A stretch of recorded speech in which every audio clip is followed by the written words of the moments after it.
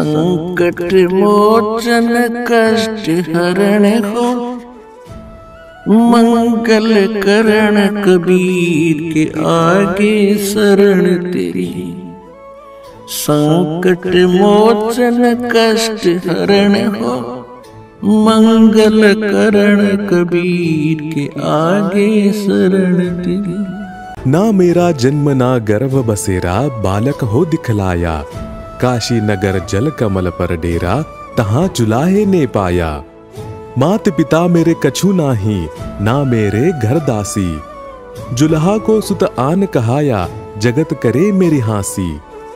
जगद्गुरु तत्वदर्शी संत रामपालजी महाराज यांच्या पावन सानिध्यात परमेश्वर कबीर साहेबजी यांचा प्रकट दिवस दिनांक 9, 10 आणि 11 जून 2025 रोजी नेपाळसह भारतातील 12 सतलोक आश्रमांमध्ये 3 दिवसीय महासमागमाचे आयोजन केले जात आहे।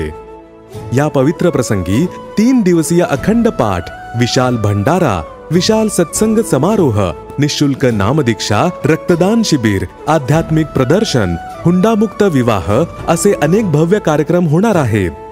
या विशाल अद्वितीय भंडाऱ्यामध्ये आपण सर्व गावकरी व नागरिकांना सादर आमंत्रित केले जात आहे।